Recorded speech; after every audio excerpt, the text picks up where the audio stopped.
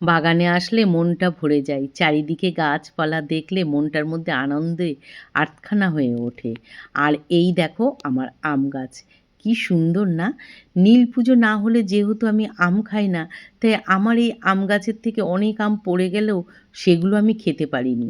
কিছু, কিছু আম একটু ফলসি করেছি কিন্তু ম্যাক্সিমামটাই ওকে দিয়ে দিয়েছি। দেখতেই পাচ্ছ আম গাছতলায় কত আম পড়ে থাকে। সেখান থেকেই আমি আম কুড়িয়ে নিয়ে আসলাম। নিয়ে এসে এইভাবে কেটে নিয়েছি। এই আমগুলো না একটু, একটু নরম, নরম হয়ে গেছে। এই আমগুলো দিয়ে আচার বানালেও থাকবে না। কোনো আম থেঁতলে গেছে, ভেতরে একটু নষ্ট হয়ে গেছে। সেই ধরনের সব আমগুলো আমি একবারে কেটে নিয়েছি। এইরকমভাবে তোমরা যদি আম মানে যেগুলো একটু দাগি, নরম এই আমগুলো দিয়ে চাটনি করো, আমের চাটনি করো, বেশ ভালো হয়। আর এই আমের চাটনি কী দিয়ে করব সেটাও দেখাবো। আমি কিন্তু এগুলো খুব ভালো পারি। দেখতেই পাচ্ছ নষ্ট হওয়া জিনিস আমি একদম পছন্দ করি না। আর এইটা হচ্ছে রসগোল্লার রস। এটা দিয়েই আমের চাটনি করব। কি করে করব সেটা সবটাই তোমরা দেখো। সর্ষে বাটা দিয়ে আমের চাটনি আজকে করব। এটাও একটা রেসিপি, তোমরা এইভাবে নরম আমগুলো দিয়ে বানাতে পারো। আর এই রসগোল্লার রস সবার বাড়িতেই কম বেশি মিষ্টি আসে। এই রসগুলো ফেলে না দিয়ে এইভাবে তুমি চাটনি বানিয়ে যদি কাজে লাগাও তাহলে কিন্তু বেশ ভালো হয়। আমরা সাংসারিক মানুষ। সংসারে কিসে ভালো হয় সেই জিনিসটাই সবসময় দেখতে কিংবা করতে আমরা পছন্দ করি। একটা কড়া বসিয়ে দিলাম ওভেনের উপরে, তারপরে কড়াটাকে গরম হলে সেখানে একটু সাদা তেল দিয়ে দিয়েছি। এই চাটনিটা আমি খেয়েছি বহু বছর আগে কোনো একজনের কাছে। তারপরে এর মধ্যে দিয়ে দিলাম, দেবো আমি ৫ ফোড়ন শুকনো লঙ্কা আর গোটা তেজপাতা। এইভাবে গোটা তেজপাতা না, তেজপাতাটাকে মানে ২ টুকরো করে দেবো। দিয়ে এবার ভালো করে ভেজে নেব। তার আগে বলবো বন্ধুরা, তোমরা ভিডিওটা প্রথম থেকে শেষ অবধি দেখো। ভালো লাগলে অবশ্যই লাইক, কমেন্ট, শেয়ার করবে।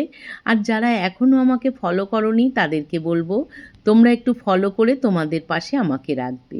তোমাদের ভালোবাসা আমার খুব প্রয়োজন। আমার নিত্য নতুন রান্নার ভিডিও তোমাদের কেমন লাগছে অবশ্যই জানিও। কারণ তোমাদের মতামত আমার খুব প্রয়োজন। ভালো না লাগলেও সেই কথাটা জানিও। কারণ সেটাও আমি একটা কী বলবো, কমেন্টের খুব দুর্লভ কমেন্ট বলে মনে করি। তারপরে ভালো করে যেই ৫ ফোড়ন, শুকনো লঙ্কা, তেজপাতা ভাজা হয়ে গেল, ৫ ফোড়ন থেকে গন্ধ দিল, তখনই আমি ওই নরম, নরম আমগুলো দিয়ে দিয়েছি। অনেক বাড়িতে এই আমগুলো কেউ কাজেই লাগায় না। কিন্তু এই আমগুলো দিয়ে চাটনি করলে চাটনি বেশ খেতে ভালো লাগে। তারপরে দিয়ে দিয়েছি সামান্য লবণ আর হলুদ। দিয়ে আমি ভালো করে আবার একটু ভেজে নেব। যদি বলো নরম আম দিয়ে চাটনি করলে কিসে ভালো হয়? নরম আম খুব তাড়াতাড়ি গলে যায়, জালটাও কম লাগে। কিন্তু এক্ষেত্রে কিন্তু আমটাকে ভালো করে ভেজে নিতে হবে। আমি আজকে বানাবো সর্ষে আমের চাটনি। সর্ষেটাকে বেটে রেখেছি আর এরপরে আমি সর্ষের জলটাকে দিয়ে দেবো।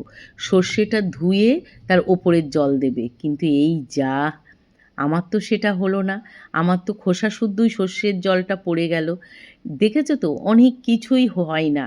আমরা যেটা ভাবি সেটা একদম করে উঠতে পারি না। করতে গেছিলাম একটা আরেকটা হয়ে গেল। তার বলে কি তোমরা ভাবছো আমি চাটনিটা ফেলে দেবো কিংবা আর করব না? অবশ্যই করব। কত ভুল জিনিস নিয়ে আমরা পুরো জীবন কাটিয়ে দিচ্ছি। আর এই ভুলটা তো সামান্য। আজকে ভুল হয়েছে, সামনের দিন ভুল হবে না। সর্ষেটাকে দিতে হতো ভালো করে, এই যে এখন যেভাবে দিচ্ছি এই রকম জল দিতে হতো, তলায় খোসাটা পড়ে যেত। কিন্তু প্রথমেই আমার ভুলটা হয়ে গেছে। কেন জানি না, সর্ষের খোসা শুদ্ধই পড়ে গেছে। দেখতেই পাচ্ছ সর্ষের খোসাগুলো কেমন ট্যাপ ট্যাপ করে তাকিয়ে রয়েছে। কিন্তু কিচ্ছু করার নেই। এগুলোকেই ভালো করে আমি মাখিয়ে নিলাম। এবার আমি নাড়াচাড়া করে এটাকে ঢেকে দিতে হবে। ঢেকে দিলে আমটা ভালো করে সিদ্ধ হয়ে যাবে। জলটা আরেকটু দিয়ে নিলাম, যেহেতু আমটা সিদ্ধ করার ব্যাপার আছে সেই কারণে ঢাকনা দিয়ে ঢেকে এরপরে আমি মানে কি ২ মিনিট মতন জাল দাও। দিয়ে দেখো আমি কিন্তু জোরে আঁচে দিয়েছি। আমটাও পুরো মোমের মতো গলে গেছে, জলটাও শুকিয়ে গেছে। সর্ষে দিয়ে জলটা মানে শুকানোর কারণ হচ্ছে এরপরে যেহেতু দেখো ক্যামেরার সামনে ধোঁয়াটা এসে কেমন হয়ে গেছিলো। এতে যেহেতু আমি রসগোল্লার রস দেবো, রসগোল্লার রস এমনিই পাতলা। আর সেই কারণে ঝোলটা আরও পাতলা হয়ে যাবে। ওই কারণে আমি সর্ষে দিয়ে যে জলটা দিয়ে আমটাকে সিদ্ধ করে আমি শুকিয়ে নিয়েছিলাম জলটা। এরপরে রসগোল্লার রসটা দিয়ে আমটাকে ভালো করে এবার আমি আবার জোর আঁচে ফুটাবো। তাতে কী হবে বলো তো? আমের ভেতরেও রসগোল্লার রসের মিষ্টিটা ঢুকে যাবে। আর সেই চাটনিটা খেতে দারুণ লাগবে। তোমরা এইভাবে একবার করে দেখো, সর্ষে দিয়ে আমের চাটনি, খুব ভালো লাগবে। এটা তো আমি খেয়েছিলাম আখের গুড় দিয়ে, যে বানিয়েছিল সে আখের গুড় দিয়ে বানিয়েছিল। কিন্তু আমার কাছে আখের গুড় ছিল না, রসগোল্লার রসটা ছিল, সেটা দিয়েই আমি বানালাম।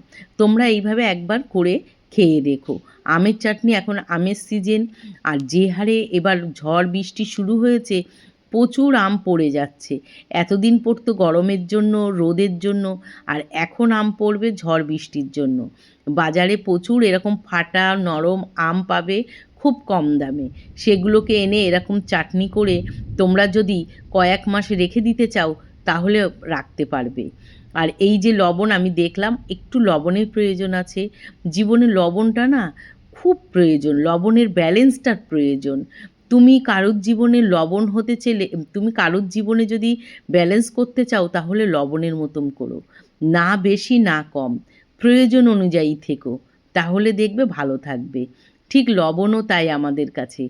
আর লবণ ছাড়া কোনো জিনিসই, খাওয়ার জিনিস আমাদের কাছে একদম বেমতলব, সে জিনিস খাওয়াই যায় না। তারপরে আমার চাটনিটা হয়ে গেছে, আমি নামিয়ে নিয়েছি। এই বাটিটায় আমি ঠান্ডা করে ফ্রিজে রেখে দেবো, যতদিন খুশি আমি রাখতে পারবো। তাহলে আসি, তোমাদের কেমন লাগলো আজকে সর্ষে আমের চাটনি অবশ্যই জানিও। তোমাদের মতামত আমার খুব প্রয়োজন। আবার দেখা হবে নতুন ভিডিওতে। ততক্ষণে সবাই ভালো থেকো, সুস্থ থেকো। সবার সঙ্গে আবার দেখা